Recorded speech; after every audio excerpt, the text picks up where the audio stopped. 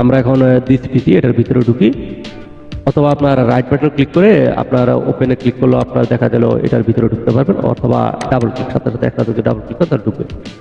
এখন আমরা দেখাবো কিভাবে আপনার এই উইন্ডোটা মিনিমাইজ করবেন, ম্যাক্সিমাইজ করবেন এবং কিভাবে আপনার উইন্ডোটা ক্লোজ করে দিবেন, এই বিষয়টা আমি আসলে দেখাবো।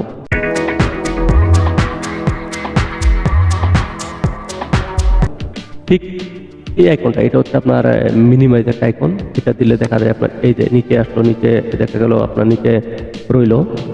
আবার যদি এটার মধ্যে ক্লিক করেন তাহলে এটার মধ্যে উপরে দেখেন ভাস। আর এটা হচ্ছে আপনার ম্যাক্সিমাইজ, অর্থাৎ এটার মধ্যে যদি ক্লিক করেন তাহলে পুরো স্ক্রিন জুড়ে সে কি বড় হবে, এই দেখেন। আবার এটার মধ্যে ক্লিক করে পুরো স্ক্রিন জুড়ে ছোট হবে। তাছাড়া এই যে দেখতেছেন ক্রস বাটন, এক্স এর মতো যে ক্রস বাটনটা আছে, এই বাটনে ক্লিক করে এটা পুরো উইন্ডোটা ক্লোজ হবে। অথবা আপনার কিবোর্ডের যদি আপনার অল্টার কি এবং F4 কি প্রেস করেন তাহলেও এটা ডিলিট হবে।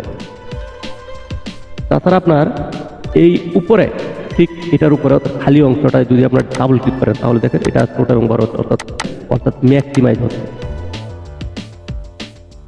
এবং আপনার এটা একটা নতুন ফিচার আসলে উইন্ডোজ কারণ এটা হচ্ছে ম্যাক্সিমাইজের মধ্যে ক্লিক করলে আপনার এটা কোন সাইডে নেবেন এই বিষয়টা দেখতে পারেন। দেখেন এটা এই জায়গার মধ্যে দেখছেন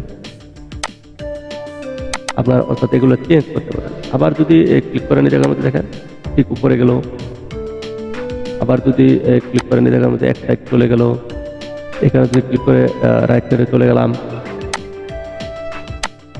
এটা হচ্ছে উইন্ডোজ 11 একটা আপনার নতুন ফিচার আসলে।